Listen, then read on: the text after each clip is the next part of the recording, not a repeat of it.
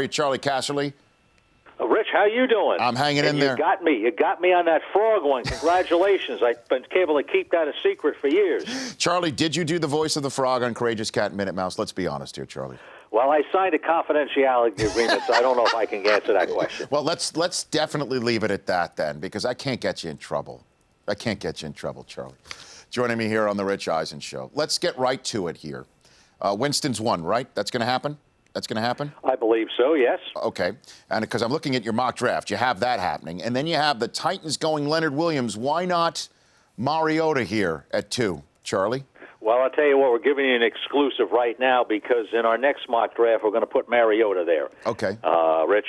And here's my thought. The information I've gathered seems to indicate that's the case, but again, we're too far away from the draft to really put that information in stone right now. But here's my thinking on it, Rich. You're paying about $5 million for that pick right now. At one time or another, you were paying $12 million roughly for that pick, or maybe not that much, but close to that anyway. You're paying $5 million for Brian Hoyer. Okay, you're paying $5 million for Michael Vick a year ago, Josh McCown a year ago. The point is, the veteran bridge quarterbacks, guys who got to get you through a year but aren't good enough to sustain it, they're making $5 million. So you can sit here now and roll the dice a little bit because the money, to me, is not going to kill you because even if he's on the roster, he's not going to kill you at that amount of money. Now, I don't think you gamble if you don't think there's hope with the guy, but I think with Mariota, I'll give you two issues here, okay? Not issues, but situations. First of all, Mariota. I like his intelligence. I like his work habits. I think his arm is good enough to operate in a West Coast system. I think he's got vision. He's going to take time. Mettenberger, big, strong-arm guy, pocket presence, good vision. Didn't like his accuracy overall last year. Too many turnovers, maybe they're rookie issues. And, he had some off-the-field issues, if you will, that put him down later in the draft. But if you need one, get two, and then maybe we can get a quarterback out of this. And that would be kind of my thinking with Tennessee. So there's a couple ways I want to go with this one. Let's go with the current version of your mock draft, and that is with Mariota being swapped by Washington after acquiring his rights to Cleveland in exchange for their first-round draft choices. And the question is that I assume is what it would be, right? Is that the trade that you would have that Washington would strike? What were the terms with the mock draft trade that you have for that, Charlie? The beauty of this, Rich, is you don't have to do terms when you do a mock draft. Well, what do you think it would cost? But to what do you answer think your question, first of all, the storyline is Cleveland being aggressive to go up and get Mariota. Why? Okay, and I put him ahead of the Jets because maybe the Jets could be thinking about a quarterback. We don't know. Sure. Washington, they'll either take Mariota or they don't. So my point is they don't. I let them keep their first-round pick this year with the idea it could cost them a 1 next year to be able to do that. Okay. If I'm Cleveland, I don't want to give up the 1 next year. Guess what? I could be back in the top 10 again. Okay, so that 1 next year to me would be non-negotiable. But for the purposes of a mock draft, I let them have the 1 this year. But either a 1 next year or it's going to have to be a package of picks or the 1 this year. It's any one of those combinations. If I'm Washington, I want a second 1 out of this thing somehow. Sure. So you would have them basically give the 12 to Washington, and with that, Washington takes Randy Gregory, who drops because of his red flags, down to 12. Why would the Browns go and do this with Manziel coming out of rehab and Josh McCown on the roster? Go ahead and get another quarterback with a first-round choice in a second consecutive year, Charlie. Why would Cleveland do that? Well, you'd have to say this, okay? Two things. One, I'm not sold on what we got. We know Josh McCown's not the ultimate answer, okay? We know that already. I would have, if I'm sitting there, in my feeling, let's put me in that position, I'm not sold on Manziel, okay? I understand rehab programs, but many times rehab programs don't necessarily work. That's number one. Number two, I wouldn't have taken him in the first round last year anyway. My evaluation wasn't good enough to do that. I thought there were better quarterbacks available. Bridgewater and Carr were better than him. I think you have some of the concepts of Mariota translating. He didn't play in an NFL system. He's got to go play in an NFL system. So we've still got a lot of unknowns there, okay? I like Mariota as a prospect. I think he is a prospect. I think he's better than Manziel coming out of college, okay, in all areas, off the field and on the field. So we've got a little bit of an unknown in Mariota. We have a definite unknown in Manziel. We got to get this thing solved. We're close enough where we're picking to be able to move up and get it. That's the reason I would do it. I got Charley Casserly, former GM of Washington and Houston, joining me here on the Rich Eisen Show. So, what would it take for Phillip Rivers to be swapped for a drafted Mariota to Tennessee? What do you think about the possibility of that, Charlie? Walk me through the nuts and bolts of this. Yeah, I think, Rich, let's take it from San Diego's point of view. It's how uncertain are you that you're not going to have Phillip Rivers show up?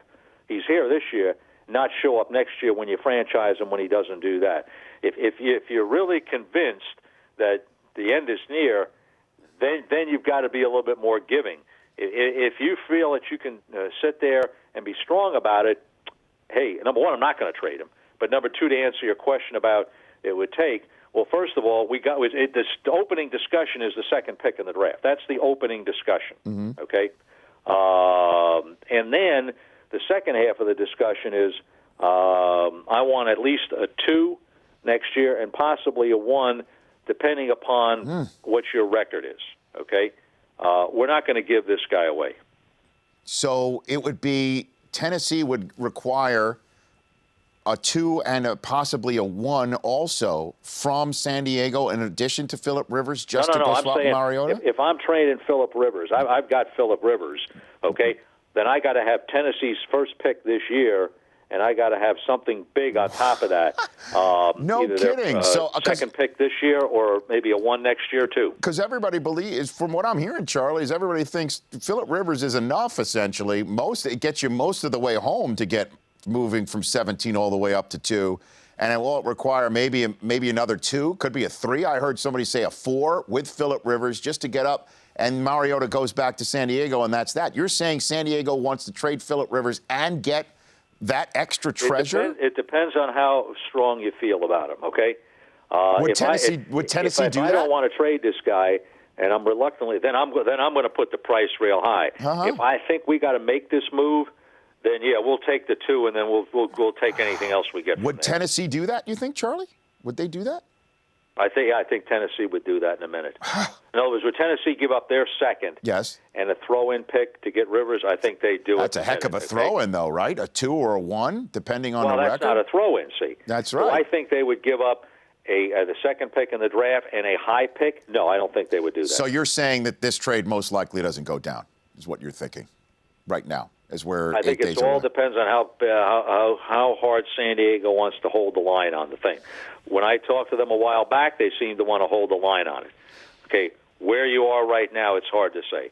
I wouldn't be trading Rivers. I'd keep Rivers, and we'll deal with it going forward. And 8 days out, what about Adrian Peterson being dealt to Dallas draft day? What do you think of that possibility, Charlie? Well, first of all, Stephen Jones, for the record, said we're not going to trade draft picks of veteran players. We value them.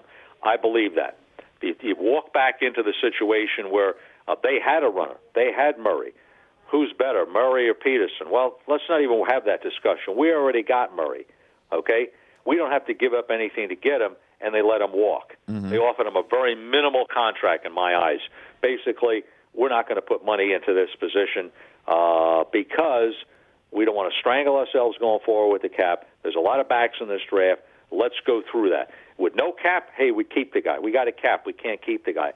Why would you make that move, then turn around and give up draft choices and pay even more money for a running back? It doesn't follow with their logical train of thought, so I don't think they're going to do it. And so is there any shot you think Gurley's available for Dallas when they're on the clock, 27? Do you think there's any chance of that?